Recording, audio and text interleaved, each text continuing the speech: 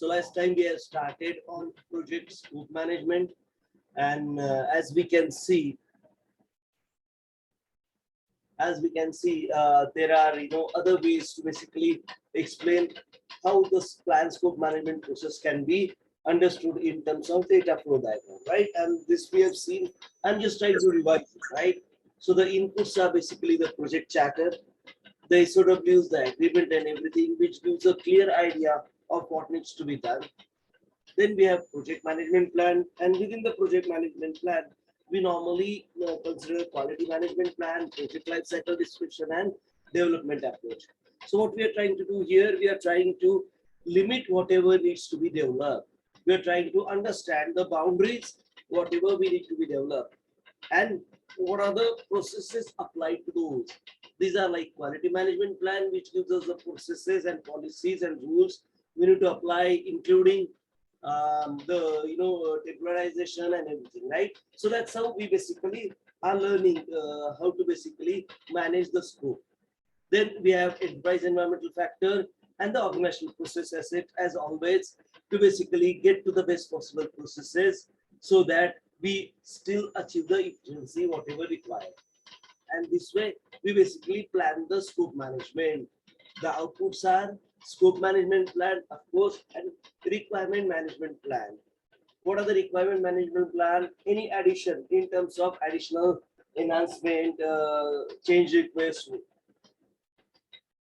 or rework for that matters. All these scenarios which are get added in your current managements are normally demarked separately, and then project manager decides if he or she wants to add it to the current sprint, current software phase or something like that. So, but yes, does that differ your schedule? Yes, definitely. Then you need to manage the quality triangle in terms of resource, quality, and schedule. So that's the kind of additional task we have on our shoulder. Now, could we reject the work came to us? Rather than rejecting what we do, we diplomatically postpone the work to the next phase, next sprint, depending upon the scenario or depending upon the things at hand at that time. And that's how you manage the project overall. And this is what we call data flow diagram. These diagrams give you how the data is flowing. So when you talk about the results, the resulted documents, we normally understand where are these data elements are coming from. That's why these diagrams are also important whenever we are trying to consider the data flow within the overall content of the results. And okay, then let's move to the next process. Next, no, the same thing, I believe, right? Yes. Next process is collect requirement. As we discussed, project manager don't collect requirement. He or she normally validates the requirement in terms of understanding the length and breadth of the requirement. In case if these business analysts team have missed something, it can be something like background, it can be something like cultural difference, it can be something like the wish list of somebody who is trying to guide you for a specific reason. So we need to understand them. And these things do happen. Okay, so for that matters, we normally review these requirements. Could we review this requirement without stakeholders? No. So that's why we normally plan the meeting. We normally try to understand or validate the data collected earlier. And that's how you normally keep progressing one step at a time. Let's try to understand from input and output perspective. The collect requirement process, the inputs are project charter, where we have all the basic requirements, basic need for the project objective, the executive background, the agreements, the SLAs, or if there are any penalty steps or penalty contractual term included in case of some delays in deliveries or so on and so forth. So all these things we normally collect from the project chapters. Then we have project management plan. So we have scope management plan. Here we actually had something like the HLDs of the world, the use case diagrams of the world, the SWOT diagrams of the world, where we normally try to understand the scope in depth of the project at hand, solution at hand, or services at hand to be developed. So here we are trying to understand the start and end for our requirements. Then we have requirement management. These managements normally discusses the things which are pertaining to any additional CRs, change requests, any additional enhancements coming our way. And these can basically lead to another project as well. Many a time, that's how we normally span another project which is run in parallel with this current project. So we can have two or three sprint running in parallel, depending upon the need of the depending upon the client need for the delivery, depending upon how client is understanding in terms of the deliveries, in terms of the supplied entities and all. We normally plan the additional requirement in that way. So whenever you span another project, as a project manager, you'll get promoted in a scenario rather than a project manager. You will be labeled as a program manager, because that's how the management defines a project manager or a program manager. Okay, so stakeholder management is really important for us. Scope management is really important for us. Similarly, stakeholder engagement. How do you collect these additional requirements? Of course, the stakeholder gives you these requirements. Now, whenever you normally discuss with these additional requirements with them, prior to putting it to the change control board, you normally ask them, do you want to do it in parallel? Do you want or could we do it as an after this project, whatever we have in hand? If that project is of 5 sprints, 6 sprints, and if you have 1 week sprint, then surely you are looking for anything to be developed after 1.5 months or 2 months. So the client will understand. If they need it earlier, they might request you to run the development in parallel for such scenarios. And that's how we give rise to another parallel small engagement, small enhancement, small development as well. And that's why these collect requirement process group basically are important from a perspective of our thought process, understanding in terms of how we can take additional scope to be developed, to be supplied, or to be supported to the client. The project documents are assumption logs. If you're assuming anything, it might give rise to any risks, and that's why we normally include all the assumptions in the assumption logs. This can be a simply Word document or an Excel sheet. Mostly it's an Excel sheet with numbers and other factors depending upon your organizational policies and procedures. The lessons learned story. Whatever you are doing in terms of increasing the efficiency of your current engagement, these things can be found in the knowledge base of the organization. How the others have done it before you, and that's why the lessons learned story is a kind of input to collect requirement as well. How they have collected requirement prior to you, what type of best practices they have followed, how they are doing it the best efficient way without spending too much time, and so on and so forth. So these things can be learned as far as an input to have a better collect requirement or better validate requirement type of processes. Then of course the stakeholder register.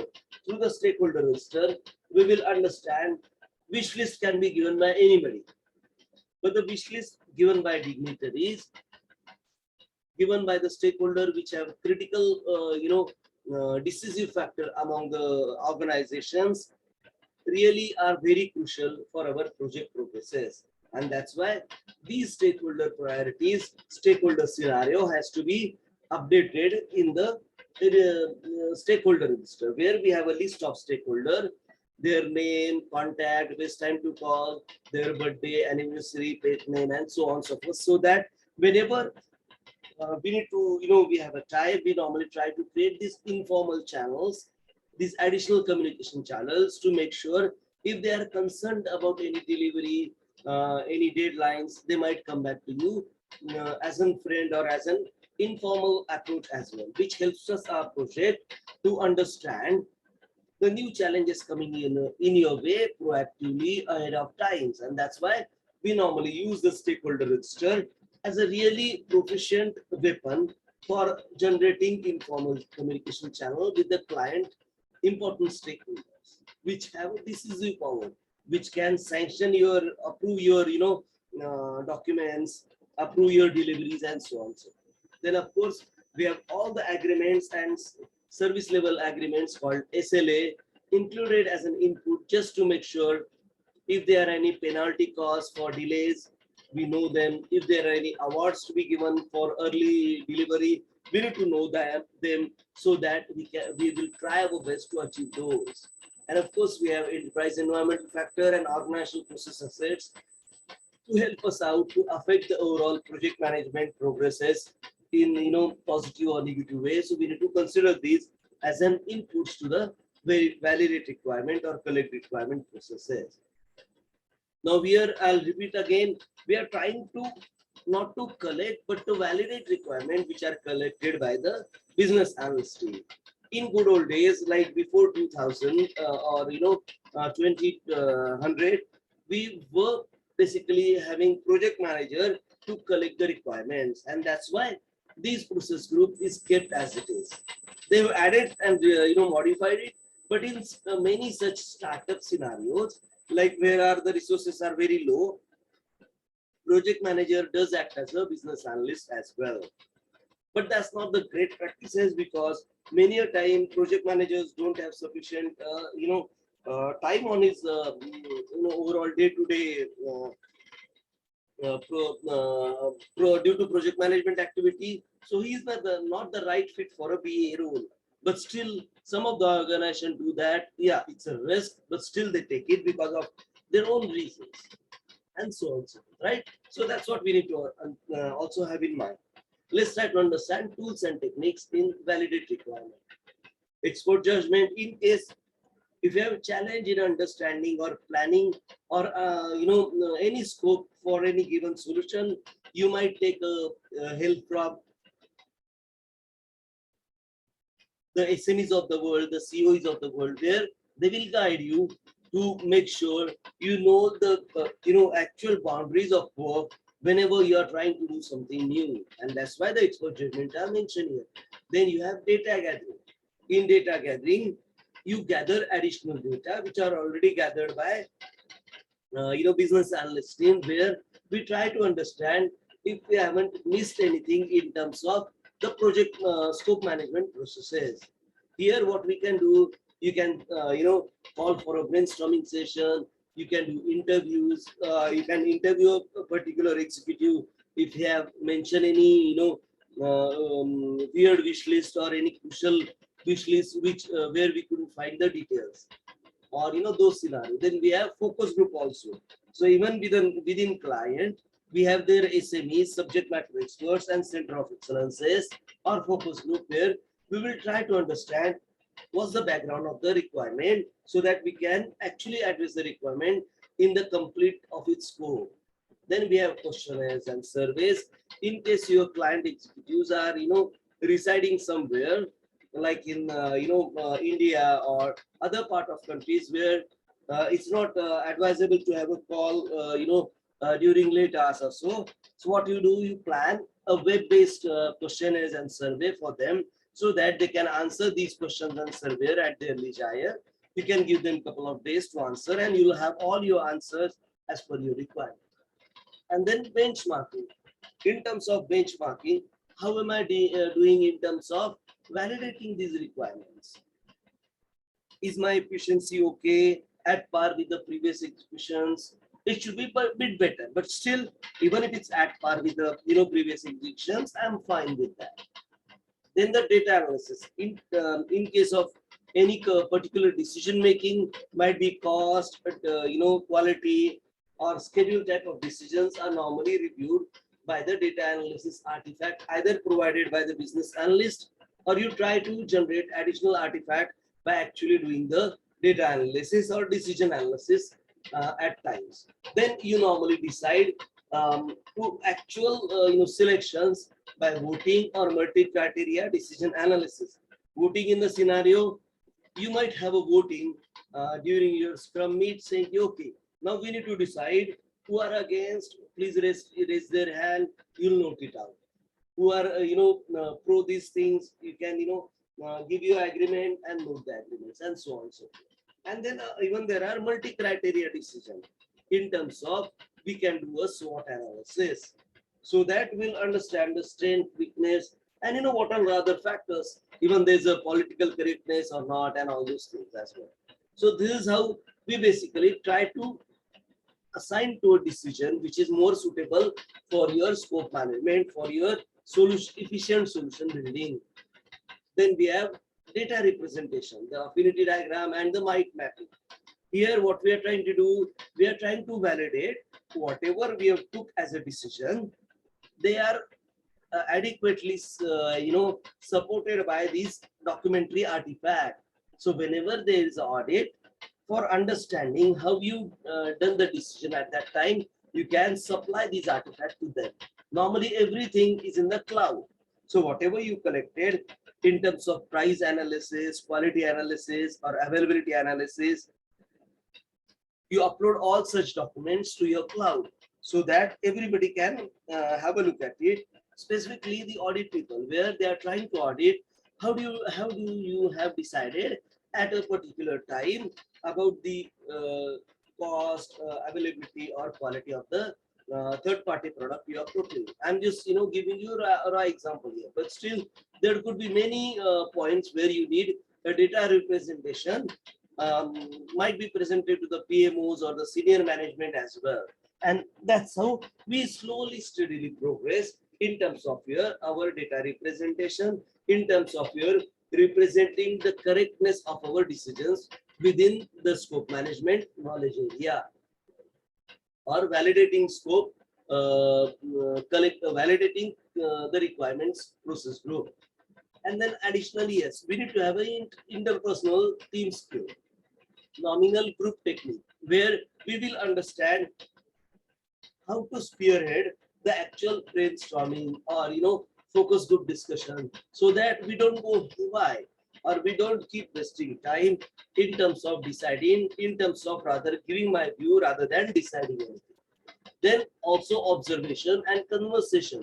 So we need to really observe. These can be something like observance with the help of the correct approval methodology, or correct project progress, in terms of the stakeholder approvals, in terms of the stakeholder wish list understanding and everything. And then of course we facilitate these different meetings, these different brainstorming session, interviews, focus group, surveys, as well as benchmarking session. We might build context diagram. There are far and few companies who try to build this context diagram. What does context diagram do? Context diagram actually give you the actual contents, whatever you used. Let's say for in case of decision analysis or decision making process, how do you perform the multi-criteria decision analysis? The contents can be given in a context diagram. So whenever somebody wants to understand how multi-criteria decision analysis applied in a scenario, you can give them a context diagram, which can be included in a Word file or Excel file, or it can be a separate image as well. Then here also, one of the most important thing is to decide, are we going to build prototypes or not? This decision is of course on the shoulder of project manager. There are some projects, even the scope is not clearly understood in terms of how lengthy, how critical. The criticality can be economical, mission critical, or resource critical, and all those things. But still, as a project manager, I have the complete responsibility to understand if I need to do a prototyping or not. Prototyping is something like trying to have a small chunk of a complete work, try to develop, construct, build, and discuss it with client. Are we going right in terms of understanding your requirement? This is done specifically in terms of robotics, in terms of very mission critical or cost critical or resource critical type of projects. Specifically, I talked about robotics because robotics projects are really huge in terms of costs. So we normally try to create, let's say, hand of a robot, or actually, if it's a robot who is working in let's say in any specific season, any specific reason or any specific functionality, like those humanoids, right? We do humanoids to get the emotional response back from them, like a specific stretch on their facial muscles and something like that. And for that, we might try, let's say, a smiling humanoid. And these are the actual, practical example which we can learn from the prototyping, which will ease the burden of unknowns for a given project up to a great extent. And then you are confident enough that you can or can't do the project at hand, the development, the construction, the building, or the solution giving at hand. And that's why we do prototyping. The outputs are requirements documentation. If there are any additions, modifications, we normally it will get reflected in requirement documentation. Then of course requirement traceability matrix. All these additions, updations, changes in the requirements are applied to the traceability matrix as well. There are many organizations who add a column to the RTMs at this stage where they say subsequent modification to the requirement, which means that that requirement have been modified considerably. Again, all these things are depend on your organizational policies and procedures, how they collect their data, how they want to keep up themselves for all such scenario. In case of future, if you want to trace the requirement back to its originator, back to its senior approval person or senior persons who let you modify the requirements as it. And that's why the traceability actually gives you a clear idea of how the requirement is originated, what are the background of those requirements. In case you might have a callback to the particular stakeholder who have given that requirement.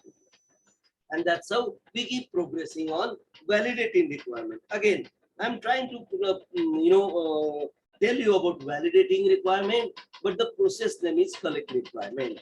We do validate requirement rather than collect requirement. But in some organization, there might be project manager who will collect the requirement in the shoes of business analyst. That's also a possibility. Does anybody have any questions on collect requirement as of now? Anything confusing or bothering you, please do ask.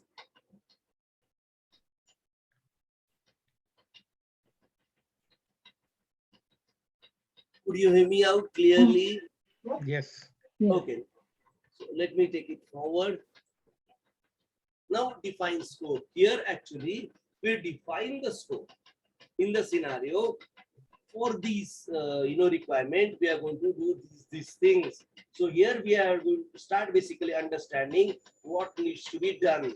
You can call them as a work item, activity list, or the task at hand. So there are a couple of labels given to these things where you try to understand what to do at an actual, for the actual requirement. Let's try to understand how PMI basically describes it in terms of inputs and outputs. The inputs are project charter, where we have all the basic core objective of the project defined, so that all the additional requirement we normally validate with the project charter to make sure they are not against the project objective, or they are not going haywire in terms of the project objectives alignment. And that's what we call validation of requirement or alignment of the requirement to the core project objectives. Then we have scope management plan as an input, where we have tried to jot down the requirements, or rather validated and sanctioned requirement. Now we have a complete clear list of requirements at our hand. The project documents are assumption log. For any and all assumptions, we might have added requirement documentation, where we have the actual list of requirements which is changed in our requirement validation process group. The risk register, if we have added anything in terms of assumptions, we might add a risk item in our risk register as well. Then of course the EEF and OES to help us out to do this effectively. Now let's try to understand the defined scope type of tools and techniques we can use. Of course, the expert judgment to help us out in case if you want to validate the scope, if you want to validate the actual list of tasks to be done for a given requirement. The data analysis. Could we do it any other way? So these kind of alternative analysis, in case of any confusion, any alternative path available, we might choose from the multi-criteria decision analysis. Here we can use SWOT diagram or any other diagrams for that matter as well.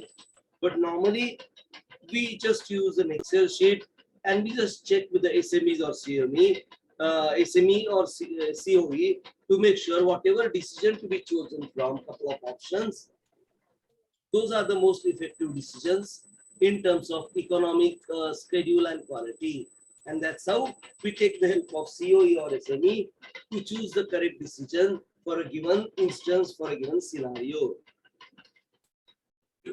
The most important thing, skill for the project manager, according to the PM work, is facilitation.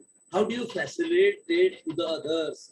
As a leader, you might facilitate for a meeting, infrastructure, any other emotional support as well. And that's how the overall project management's facilitation, interpersonal and team skill have a real, importance in a given example. Hello. Abuji, do you have any question for me, sir? I'm sorry. No problem. Don't worry.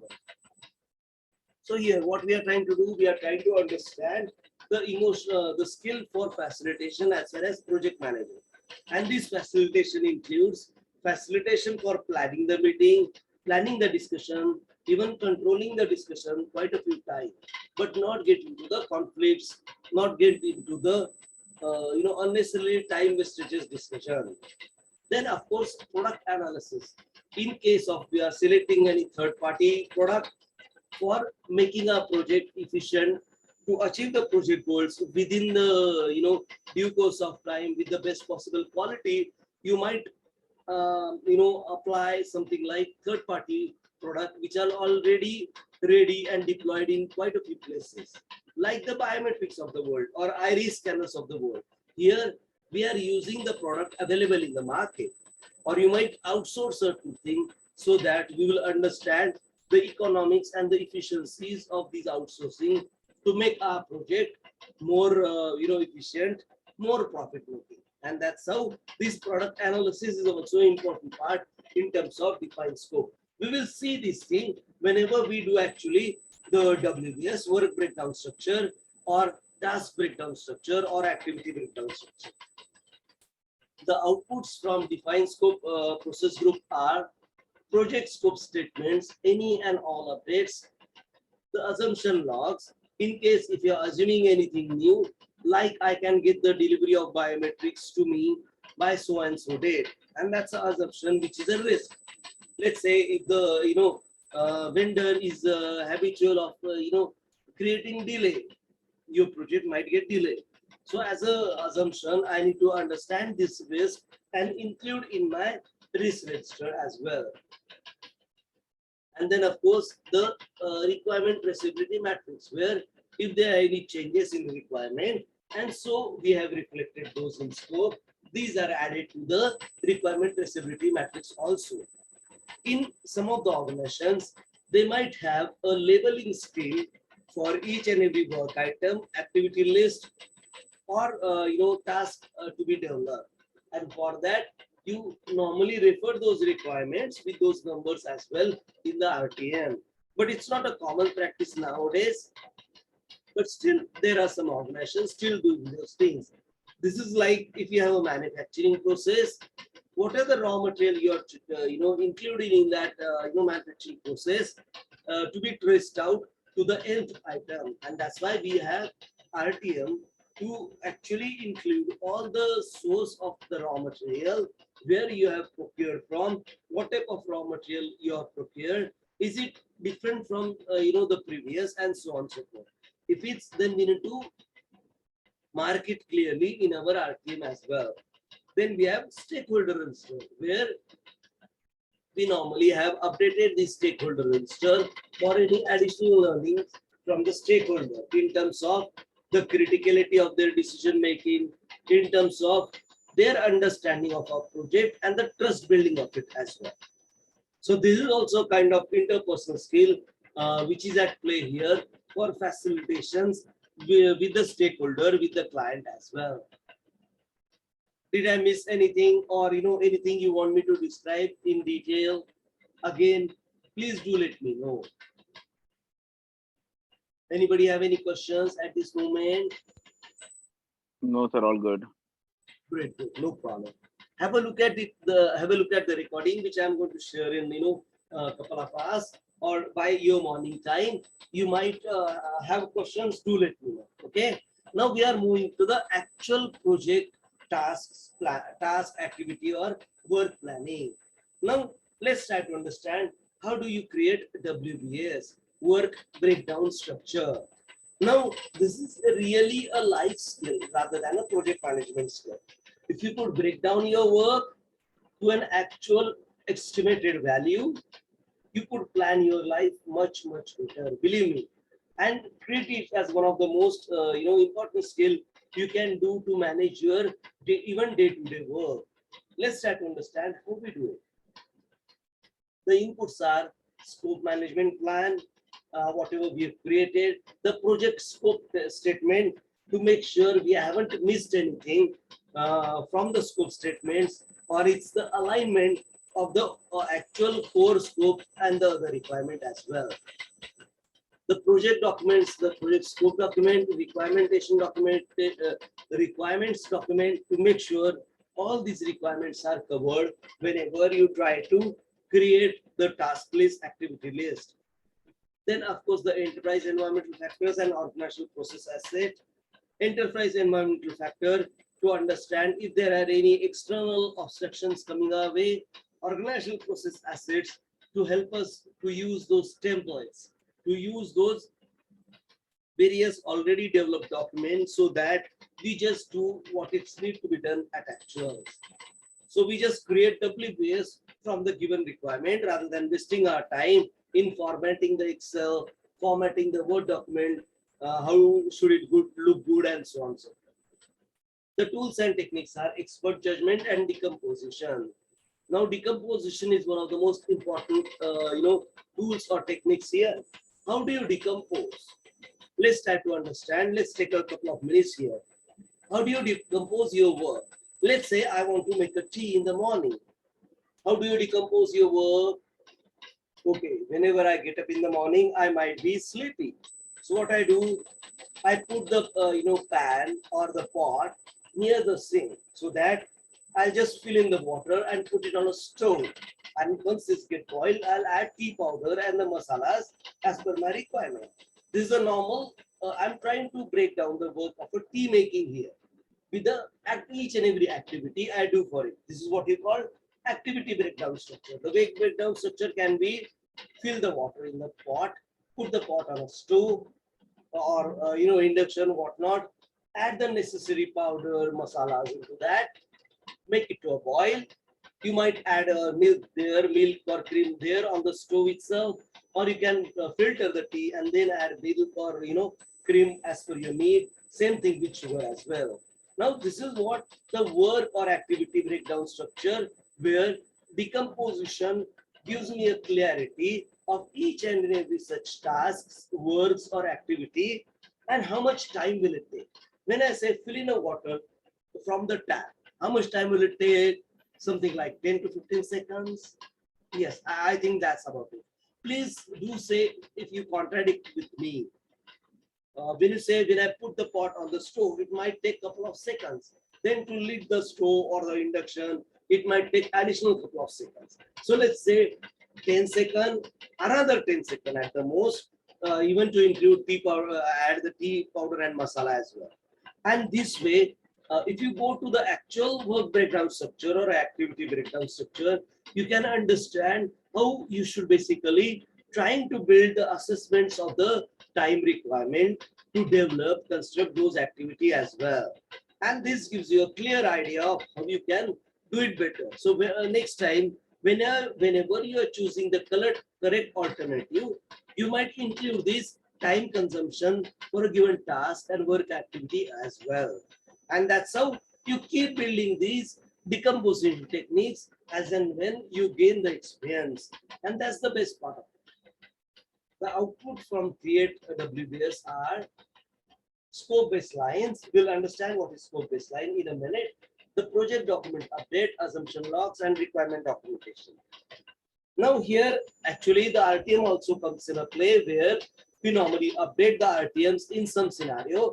with the actual work item or activity numbers as well. Okay. Now let's try to understand the scope baseline.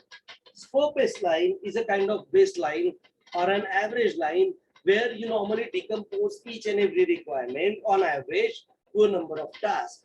Normally, we have three time decomposition or three level decomposition: WBS level 1, level 2, and level 3. And level 3 should give you the actual estimate of how much time the resource will need to complete that task, activity, or work item. Okay, why I'm saying you are activity, task, and work item, because every organizations have a way of labeling it. At the end of the day, we decompose the requirements to understand what needs to be done, and we decompose it at three times. It's called three-level work breakdown structure. Okay, let me play you a video on understanding the work breakdown structure, where we will try to understand in a normal scenario how do you break down, how do you disintegrate these various activities, these various work item activities or task at hand. Okay, let's try to understand from our old friend, the European project manager. Okay, let's hear him out and then we'll discuss in depth. Okay, this is a really crucial life skill. Don't just limit this skill to your project management. Okay, this skill can improve your life, like really improve your life. Let's hear him out. In this video, I want to answer the question, what is a work breakdown structure? Could you hear him out, or do I need to increase the volume or something? Oh, we can hear. Okay. WBS.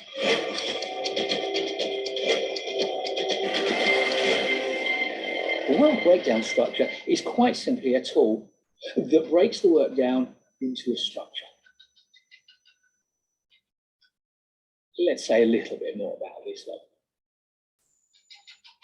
The work breakdown structure is the principal tool that articulates a scope on our project, and it does so in a highly structured way.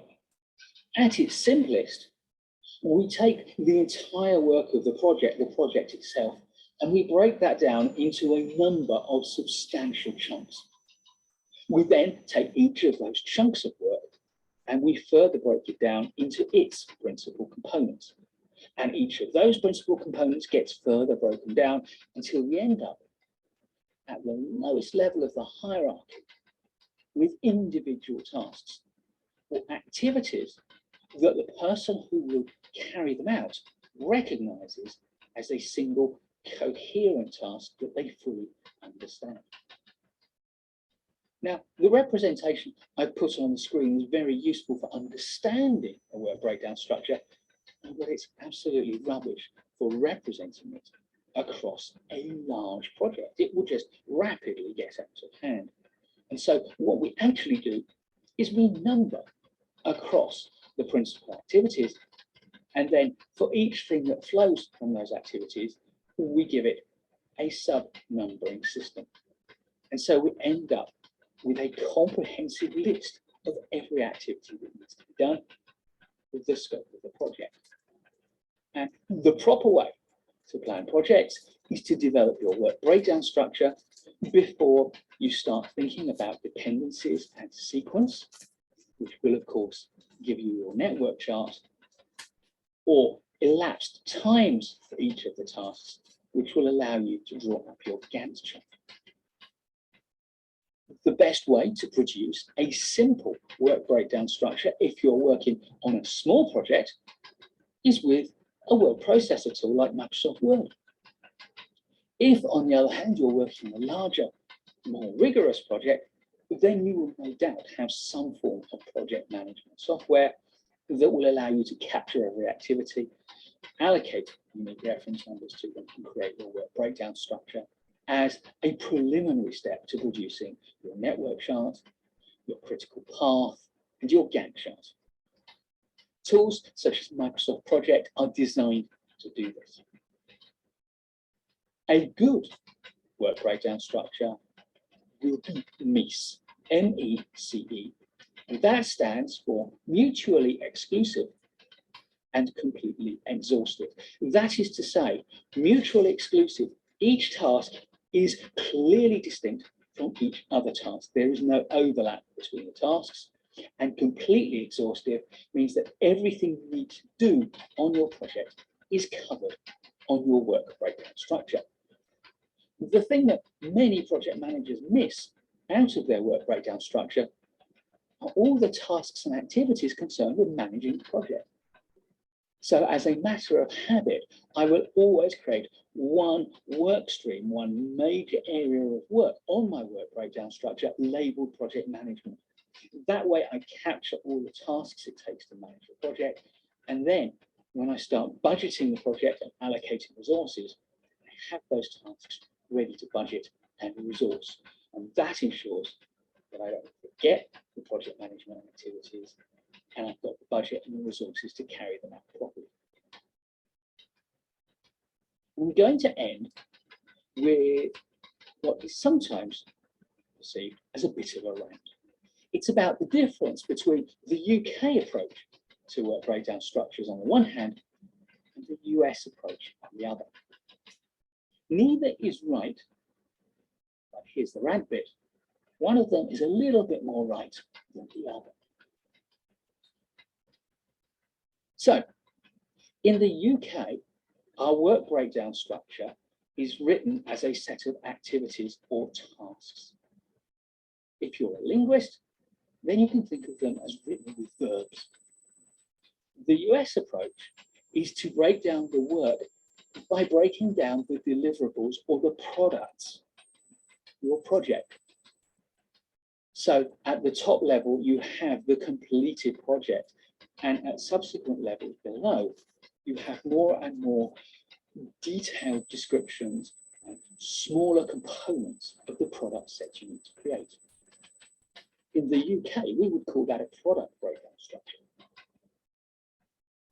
Both of them will give you the right results. So why do I prefer the UK approach? Well, because it's a work breakdown structure that breaks down the work. If you want a product breakdown structure, and oftentimes you will, then you can create a product breakdown structure in parallel. And because a Gantt chart and a network chart are about activities, to me, it makes more sense to develop a work breakdown structure in terms of activity or work. But whichever approach you choose to adopt, my tip is to adopt one approach and not to try to mix the two. That way lies madness. So a work breakdown structure is a simple, powerful tool that far too many project managers put to one side and don't apply. It's a tool that enables you to fully articulate your scope of work. If you've enjoyed this video, please give it a like. I'll share the link of the video so that you can, have a look at his other video as well. Don't worry on that part. So this is what the work breakdown structure is all about. And this is a really, really crucial part of our project management. So we are going to have a hands-on exercise as well as far as doing work breakdown structure. But let's dive a bit deep into it so that we'll understand the criticality of the WBS. Breaking work into smaller tasks is a common productivity technique used to make the work more manageable and approachable. For a project, the work breakdown structure is the tool that utilizes technique is one of the most important project management documents. It single-handedly integrates the scope, cost, and schedule baseline, ensuring the project plans are in alignment. Now, work breakdown structure gives you a clear idea how you're disintegrating the requirements to the task, activity, or a work, whatever you are decided to do. Normally, you go by one rather than the deliverable or phase-based or whatnot, right? So we are trying to be a uniform decomposition approach here. The Project Management Institute, PMI, defines the work breakdown structure as a delivery deliverable oriented hierarchical decomposition. So here we are mostly decomposing the tasks at hand or activity at hand, either one of them, of the work to be executed by the project team. There are two types of WBS as given in PM book, delivery based and phase based. Normally we use phase based because we have sprint, right? We are clubbed to the Agile Scrum where we normally have phases or milestone. The most common and preferred approach is the delivery based approach. The main difference between the two approaches are the elements defining the first level of WBS. So when I talk about making a TV, how do you are defining it? Delivery based in the sense, what do I get at the end of that work? I'll get a pot filled with water. That's my result. The phase is filling the water with the tap. So there, when I say phase-based, they are more of activity deliverable wherever the results are actually more important. Normally, we now go with the results. But yes, there are some approaches where the activities are more important than just the result. So you can choose either or. But normally you stick to one. So either you choose activity or the work items. Does that make sense? Anybody have any confusion on these? No, sir. Okay, no problem. So whenever we do, Sir, excuse me, sir. Can you please repeat the phase based and the deliverable based again? yeah, I'm not very clear on that. delivery are the results, phase are the basically activity what you are planning to do. So the activity breakdown structure is a phase breakdown structure.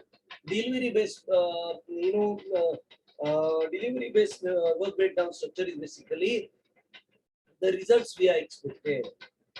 Normally we go at the delivery based approach because results are more important than how you do it most of the time. But in some scenario, the activities are also critical. So they normally go with the activity based or a phase based approach. Does that make sense, ma'am? Yeah. Okay. Thank you. Okay. Most. Now let's try to understand from a practical example. I want to build a house. So construction of a house. And we try to also allocate the budget to it as well. Now, the first work breakdown can be how to build internal house, foundation, and external house.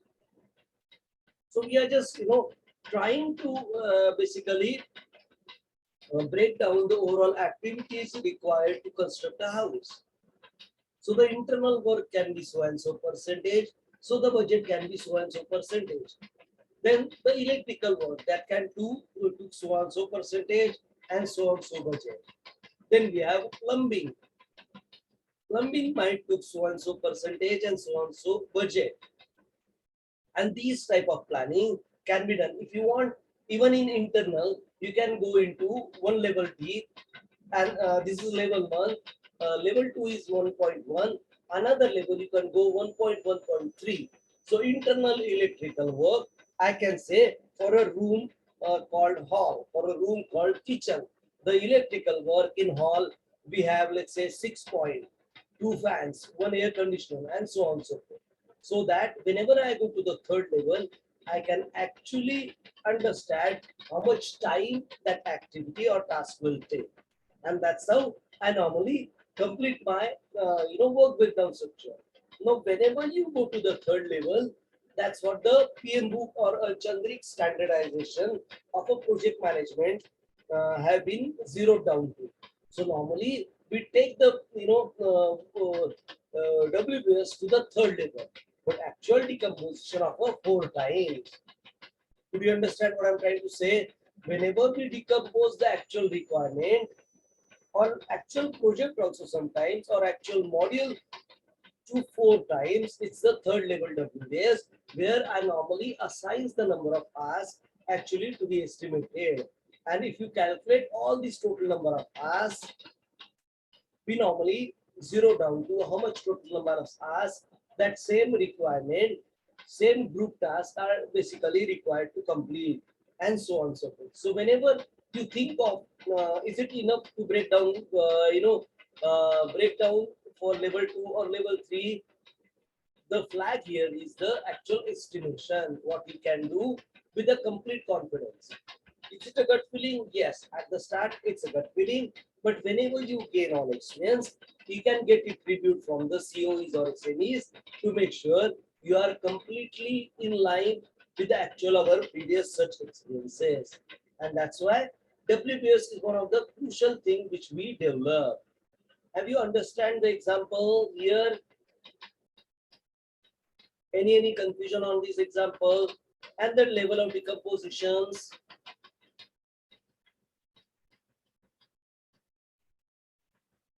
Great, no problem. Let me move forward. Then a phase-based WBS. Let's start to understand how you actually do a phase-based WBS. Phase-based level 1 has a 5 elements: construction of a house, design, procurement, construction, inspection. Now here I've just mentioned 3. Here I'm mentioning 5, and this is a normal way we work. So don't get baffled here. The more you have, the better you have. So you have a granularity even at a level, first level, the design, procurement, construction, inspection, turnover. I'm trying to understand in depth. How can I construct house? What are my main tasks? So these are my main tasks or main phases. So at the end of her first phase or activity, I'll have designs ready. Then at the end of the number 2, the activity I mentioned, the procurement of different raw material might be done, and so on so forth. These activity might run in parallel as well, depending upon the need of the art, depending upon the need of the project. I might run the activity in parallel or in sequence. Okay, and everything is allowed because here we are managing the project and we have to plan it accordingly. In case the activities needs to be planned on parallel, we'll plan it parallelly. Okay, then phase-based WBS level 1 has 5 elements. Each of these elements are typical phases of a project. Level 2 elements are the unique deliverables in each phase, regardless of type of WBS. The lower layer elements are all deliverables. The results basically. Notice the elements in different legs have same name. A phase-based WBS requires work associated with the multiple elements be divided into the work unique to each level, one element. A WBS dictionary can be created to describe the work in each element. And all these numbers which I have given or associated can be referred as in figure so and so. 5.2 closing means I'm trying to close down the accounts. I'm trying to close down the designs. I'm trying to close down the actual work at a site so and so. And so on and so forth. So this way I can plan my phase-based breakdown structure. And these numbers will also denote certain thing in my project plan as well. And I'll learn that thing also. So giving number is really a good thing to discipline, where I can refer this WBS from an external entity.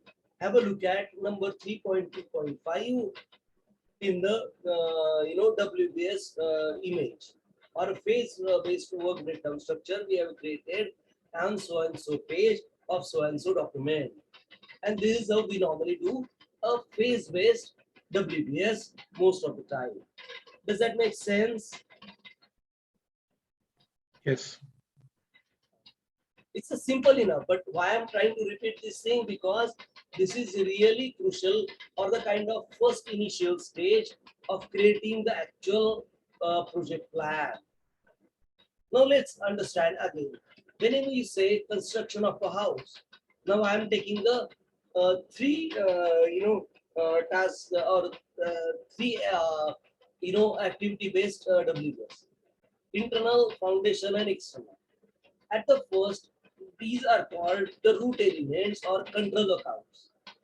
In the second, we can call them planning packages. And actual the third one is my activity, work packages, work item, or whatnot everybody calls. So this actually, the test and clean is the activity which will be assigned to a resource. So Ravindra is going to do set learning fixtures. or rough in the plumbing, or actually, procure the beams, and so on and so forth. In case there is a need, I can go to the fourth level as well. But the work packages or activities are normally deduced in the third level of WBS. In a typical WBS, as we can see in the right side of the screen, projects, phase or deliverables are broken into the work packages. This can be called as the modules or a group task, and then different activities are mentioned. And against this activity, we normally assigns the resource name in a project plan, so that I will at the end of these WBS, I'll have the exact details of how much Ravindra, how much hours he's going to work on a given day after attaching the schedule to the WBS. And we're going to learn this in a step-by-step way. So let's not jump here. Here, what we have done, we have broken down the requirement to the control accounts, then to the planning packages, then to the actual work packages or activities to be done by a given resources. The third level of WBS, the work package level, gives me a clear-cut estimation of how much time a resource will need at this moment for performing certain these third level activities or the work packages I have created or disintegrated, decomposed from a given project task. Does that make sense? Anybody have any questions on these? No. Oh. Now, for another, to give you an example, I've included a WBS of a aircraft system from, I think, Boeing side, if I'm not mistaken. So they've broken down how the aircraft is normally disintegrated in terms of WBS. Now, each of these, even second level WBS, can be disintegrated further. That diagram is really, really huge. So that's why I normally just take the two level WBS here. So level 1, aircraft, level 2, air vehicle. Level 1 is my, okay, the labeling is a bit different here. And there are some challenges in labeling as well. Normally in project management, we have the group task as a level 1. So my air vehicle, AC program management, these are level 1s, and the others are level 2, and then I'll have level 3. But here they might have given level 1 to the actual aircraft system, where in level 2 I have different groups of the different parts of the aircraft system, and then I go to the level 3 with the different parts which are covered in these parts. So air vehicle can, actually include airframe, propulsion, application software, system software, and so on and so forth. Same thing if you look at the bicycle, same way they have given WBS level 1 as in bicycle, level 2 as in bicycle frame set, crank set, so on and so forth, and W3 actually given the frame, handlebar, fork, seat, and everything, which actually includes the frame set. Then in a cranks, in the wheels, front wheel, rear wheel, and so on and so forth. So the breakdown structure can be labeled this way also in some organization, but these are far and few. I have just included them as an part of the whole, understanding for WBS as well. So these are the kind of exception. Okay. Now there's a homework. I'll mention it in the minutes as well. You need to construct a WBS of a one-story house. Does everybody know what all you require to construct a one-story house? You are living in a house, right? Try to understand. You're trying to construct a one-story house on a new plot, on a new area where there are far and few houses. Okay. So now, please jot down a WBS, 3-level WBS or 4-level WBS, whatever you can understand from these exceptional diagrams like these, so that we will understand how you think in terms of breaking down a work structure or an activity breakdown structure. Does that make sense to you? Do you think you can do that?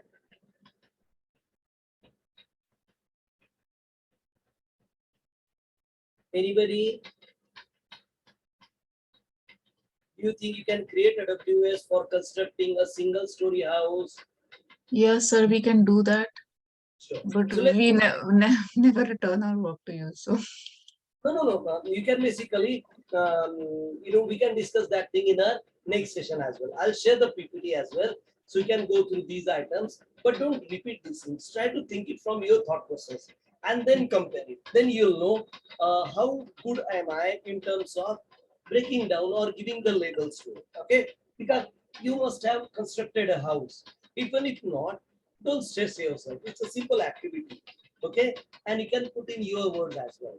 This is more to do with some decomposition than actually understanding the labels of it. And please try to give a number to it as well, like 1.1, 1.2, 1.1.3, and so on. So, okay.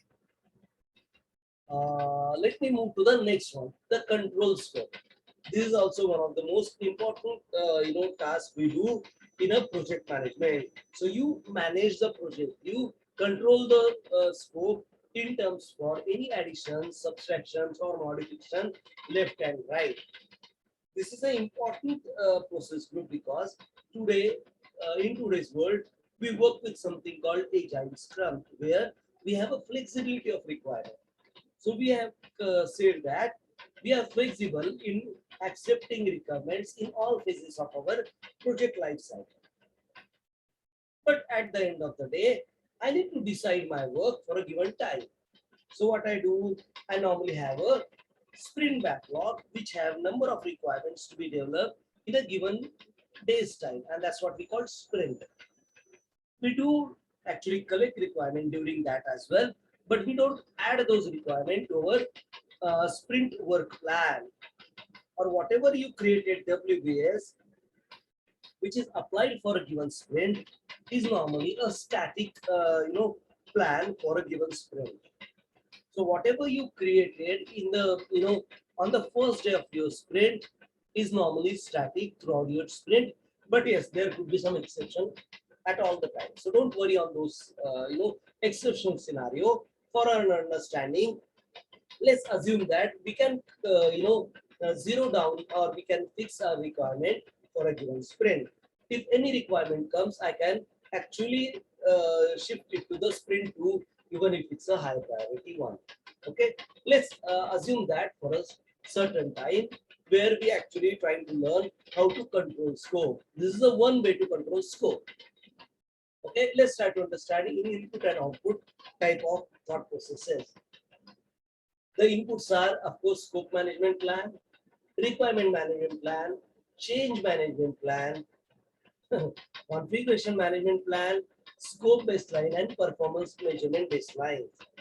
Now let's try to understand one by one. Scope management plan, we understand.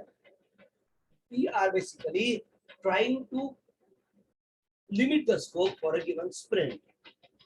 And that's why I say now I'm in control of a scope for a given sprint. I'm not going to add anything. But did anybody stop me from receiving the requirement? No, I keep receiving requirement because after receiving the requirement, it might take a day or two for discussions, understanding the background, foreground, wish list, and so on. So as a project manager, this is how I normally manage because a normally sprint can be from 3 days to 3 weeks, right? So on average, we normally have a weekly sprint. So I can always try to have, change control board do their homework for a given requirement for 5 working days, so that by the time the requirements comes knocking my door, I'll have my sprint completed with the whatever requirement I have connected earlier.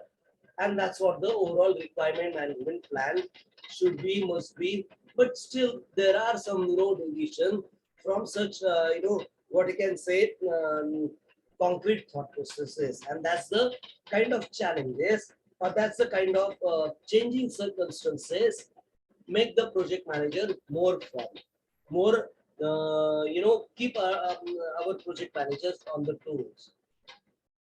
Then the new thing here is, okay, let's understand change management plan.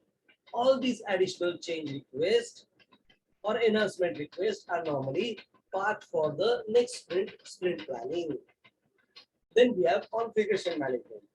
This is the first time we are understanding the configuration management in the process group. The configuration management is basically relates to overall infrastructure support for a given team. Why have they have taken configuration management as a controls, for controlling scope? Because unless and until you have all the, infrastructure requirement resolved earlier, you can't really you can't really have the actual sprint development complete till you have the infrastructure dependencies resolved.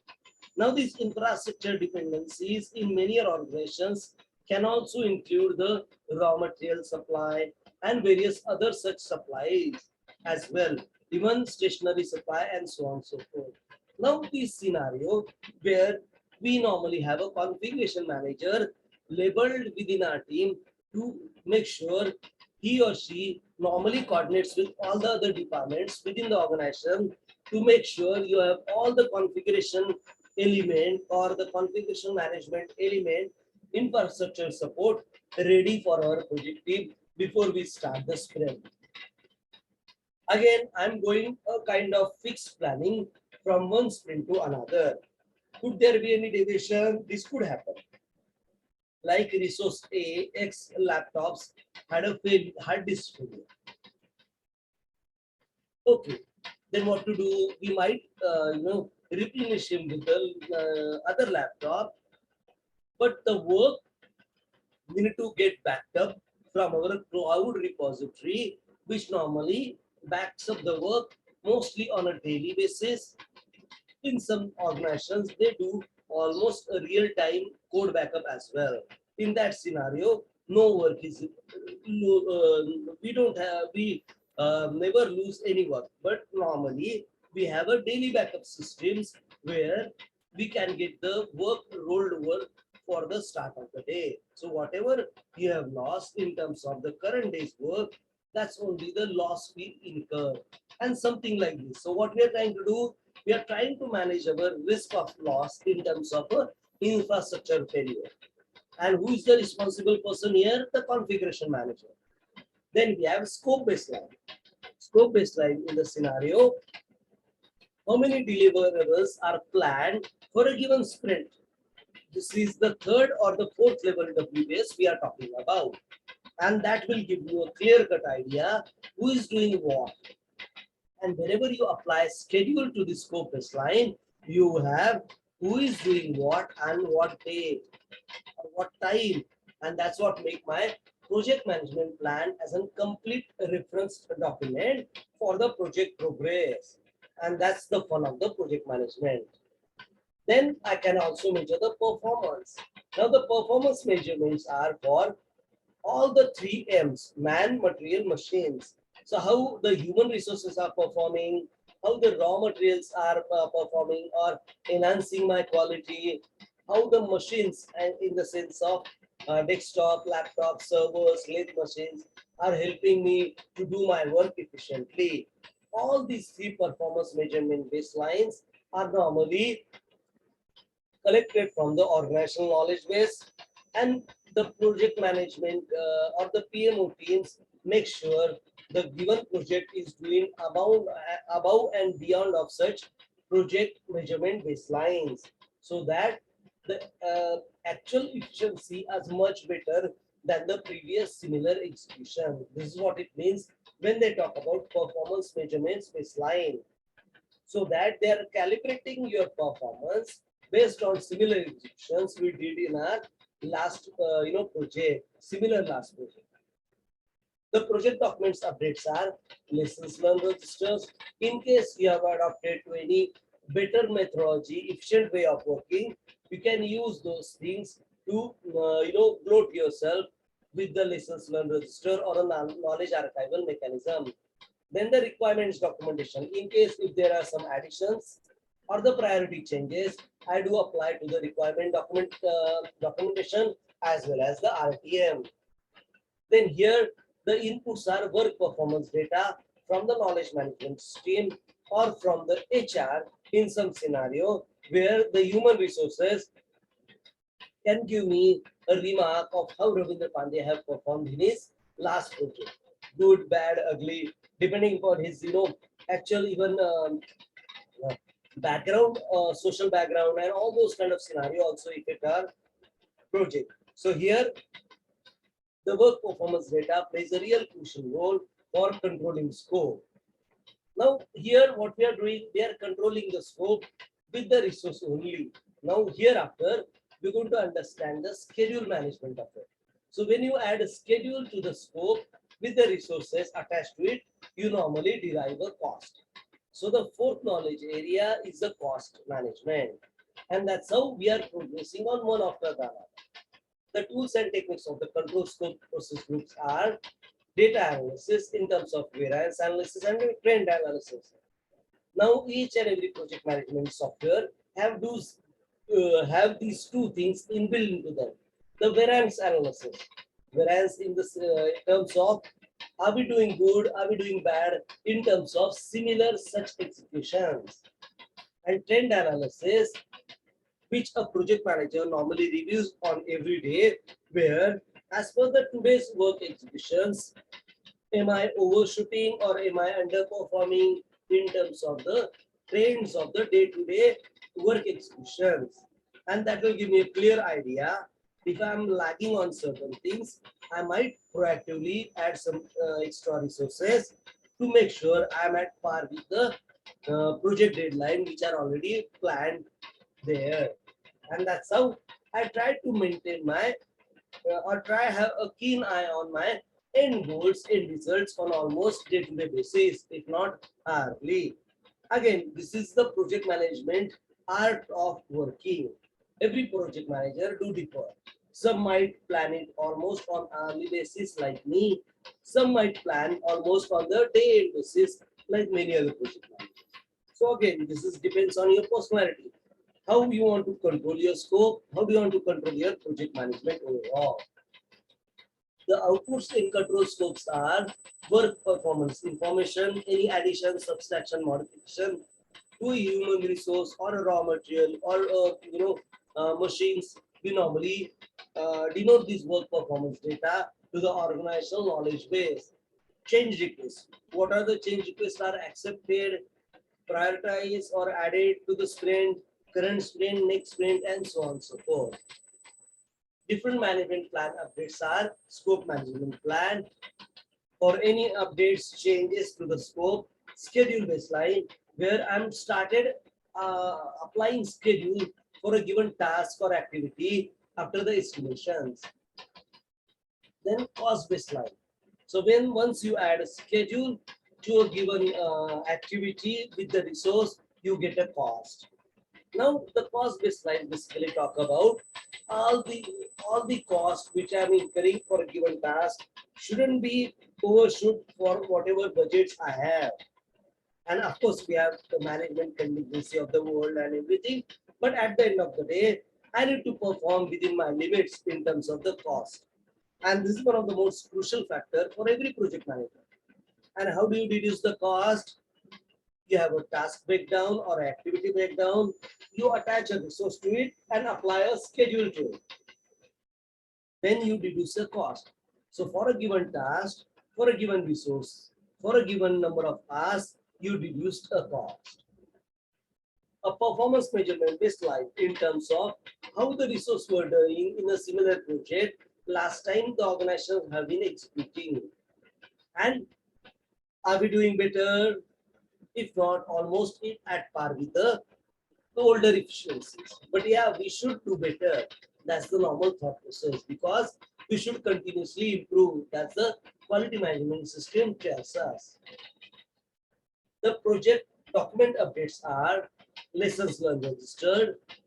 All the lessons we have applied for as a new processes, we can share with other organizational projects or any updates in terms of any new processes we have adopted, which is making our life easier so that even other projects within that organizations can also get benefited from them. Then requirement documentation. What type of requirement documentations are updated? Any change requests added?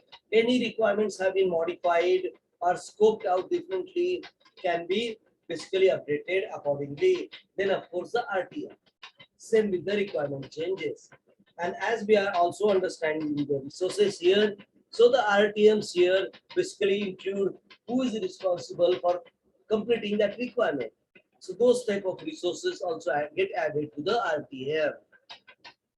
I know this is really crucial as far as controlling scope goes, but this is what we do as a project manager. Does anybody have any questions on controlling scope as of now? No. That's good. Let's move on.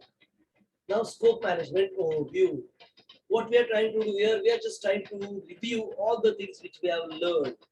And I'll give you some, videos also to chew it on so that you understand the scope in depth. Then we'll move on to the last knowledge area, validate scope. Okay, and validate scope is just the implementation of whatever scope you have built, the WBS, the scope, the resources, and the schedule of it. And then we start on project schedule management. That's the actual project planning in our next session. Okay, so let's try to understand scope management as a revision of what we learned today. First processes in this knowledge area is a span scope management, where you plan how scope is related activities will be carried out. So what I do, I normally try to validate the requirements with different activities to be done. I'm trying to get them validated with the client. Then we move on to work with stakeholder to collect the requirement or to validate these requirements, whatever we thought in terms of the activities or a work breakdown structure for a given requirement. Once the requirements are collected, validated, then we normally segregate them based on the scope and out of scope items. So we validate the scope based on the activity or work breakdown structure, whatever to be included and whatever to be excluded. This is done as a part of defined scope process. Once the scope is defined, you break down the requirement into manageable components, which are termed as a work breakdown structure, or which are termed as the packages, activities, or work, tasks or work items. These labels are interchangeably used throughout North American and Canadian market. I'll repeat these words are packages, tasks, activities, or work items. These means almost the same thing, but they do differ in linguistic thought process. Don't worry on those parts. We will learn them when we do our hands-on experience. That's why I have given you that homework to do, so that we'll understand the differences between the packages, activities, tasks, or work items. Then the next process, we move to the monitor and control process group, where we understand or we discuss with the customer to validate the scope, which we need to complete. Validate scope, where we validate each and every such scope with the task breakdowns or the work breakdown structure, so that even client knows what we are doing in each and every such group task. These processes helps you to get an acceptance of a project or a product from the client side, from the stakeholder side as well. Once that is done, then it's the responsibility of project manager to make sure he or she controls the scope effectively. Let me play you a video, and then we'll go on the validating of a scope type of these things, process group. So here I'm trying to play a scope management.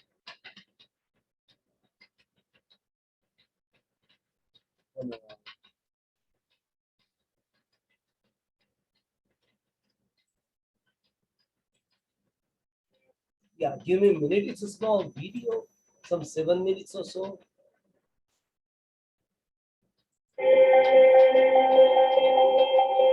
I everyone, welcome back to the processes in the project management body of knowledge. This one is an overview of our project scope management knowledge area. As you can see, it fits second. So if we're going along in our project, first of all, we're integrating all of the project items. So that's an overarching theme. But then we're starting with our scope. Then we're going into our schedule. Then we're going into our cost. And then we're going into our quality and testing. Then we're gathering resources. We're communicating to those resources. And then we're managing the risks associated with all of these things. And then we might need procurement for any items that we can't fulfill ourselves. And then managing stakeholders as a general theme across the whole project as well. As you can see, with project scope management, it really is one of the first things that we need to do as part of our project, because we need to understand what we are going to be delivering. The project scope management processes, therefore, are plan scope management. We're planning the overall approach. Then we're collecting the requirements from our customer or whoever we're delivering the project to. Then we're defining the scope from those requirements. Then we're creating the work breakdown structure. So from the scope, what are the activities that we need to do to make that scope happen and actually create the project and create the project deliverables? Then once we've delivered them, as you can see, there's nothing in executing. So executing the project work happens outside of this knowledge group. But once we have executed all of those deliverables, we need to validate that scope. So the customer needs to say, yes, this is the right specifications, and they're accepting those deliverables. And then we also need to control scope. So we need to make sure that it stays on track. Is it what we wanted to deliver? Does it need to change? If it needs to change, we might need a change request, as noted in our change management plan. And so those are all the processes as part of project scope management. There are a lot of inputs, tools and techniques and outputs that you'll see as well. The project charter comes up a lot for all of these particular ones. And of course, the project management plan is an input into all of these processes as well. You'll also see a lot of enterprise environmental factors and organizational process assets as an input into project scope. And of course, expert judgment, you'll see a lot of as well. Look at all of those for all of the processes there. You'll also see decision-making, a lot of decision-making, and decomposition is one of those things that we need for the work breakdown structure, where we're decomposing large features into smaller and smaller parts, activities that we can actually perform. You'll see decision-making come up again. And of course, things like inspection, when we're inspecting those deliverables and making sure that they are as we wanted them to be, and some data analysis as well to make sure that we are on track. Key concepts for project scope management. We've got the term scope. Now this can refer to two things. We've got the product scope. This is the features and functions that characterize a product, service, or result. Typically what we are delivering, the product. So what is the scope of the product? Now we can also have the project scope. This is the work that we're performing to deliver that product, service, or result, and the specified features and functions. So this can of course include the product scope. So project scope is the work performed. So what work are we doing? But the product itself is what are we delivering? Trends and emerging practices in project scope management. There is a greater focus on requirements in today's projects, specifically with the rise of the business analyst role. So it's more prominent in defining, managing, and controlling those requirements as you go along with your project. That means as a project manager, you'll probably have to work with a business analyst to determine problems, the original problem that you're trying to fix, and identify those business needs, so gathering those requirements. Identify and recommend viable solutions for meeting those needs, and then elicit, document, and manage stakeholder requirements out of all of that in order to meet the business and project objectives. And of course, facilitate the successful implementation of the product, the service, or the end result of the program or the project. Tailoring considerations that you might come across for project scope management. Because each project is unique, the project manager will need to tailor the way project scope management process is applied for your particular project. So considerations for tailoring might include the validation or control aspects the development approach. So how are we actually going to work as a project? Is it a waterfall method? Is it an agile method? The stability of the requirements, that's a big one. Are the requirements subject to change? Do we know if they're going to change a lot, or do we have an indication of that? Maybe if it is going to change a lot, it's better to use an agile approach, which is much better in the face of changing requirements. And of course, any governance or things that might be existing, templates, tools, ways of work. If you're working with a project management office or with a functional manager, the approach will be very, very different. So make sure you understand the existing governance in place for that particular organization that you're working in. Considerations for agile or adaptive environments for project scope management. So in projects with evolving requirements, as we saw, if they're subject to change, or with high risk or significant uncertainty, the scope is often not understood at the very beginning of the project, and it evolves over the life cycle of the project itself. So agile methods deliberately spend less time trying to define and agree on scope in the early stage of the project and spend more time establishing the process for its ongoing discovery and refinement. So this will include a few things. We call it rolling wave planning, where we are defining a high level idea up front, and then only as we get to each, let's say these are iterations here of 2 to 4 weeks, and we're delivering something for each of these iterations. So then we'll plan in detail just before that iteration. And we'll plan in more detail. So at first, we have a high level idea, maybe a single feature or a few features. And then as we get closer to delivering that work, we plan it in much more detail. That's rolling wave planning. And it's also similar to the agile approach, where we've got these iterations and we put that item, we plan the sprint, which is similar to an iteration, and we put that work as we've planned it out into the backlog, and then we get it done. And that is the overview of project scope management. So that's kind of simplest, possible explanation or simplest possible overview for a scope management, knowledge area. Okay. Any questions as of now? No, sir, all good. Okay. Validate scope is another, process we normally do it in our controlling process group, monitoring and controlling process group, where we keep validating the scope. Here, the basic intention is whatever you have been decomposed as a task, work item, activities or work item in your sprint to be validated before you actually start the sprint. And how do you validate? You normally validate your Scrum call with the stakeholder, with the client, if it's possible. Otherwise, you validate within your team, so that next, within the sprint, you don't have any surprises as such. Okay, so let's try to understand from input and output perspective. Inputs, project management plan, we have scope management plan and requirement management plan and a scope baseline. Scope management plan, whatever we have approved, decomposed scope at our hand. Requirement management plan, just to make sure to validate the scope against the requirement. Even if there are certain changes in requirement earlier, we don't let those changes disturb our schedule additionally, but you normally plan and estimate way ahead. Then of course the scope baseline, where I have a resource attached to a given scope or a task, where I can actually estimate how much time he or she is going to take to complete this. Or if I need any automated resources, I might plan the automated resources, previous efficiencies and plan the scope accordingly. The project documents we're going to need are lessons learned register to understand if anybody have done better before me, quality reports, what type of quality for given man, material, machines am I expecting? Is it up to the mark? If it's not, then how am I going to manage the cost, quality, and schedule golden triangle?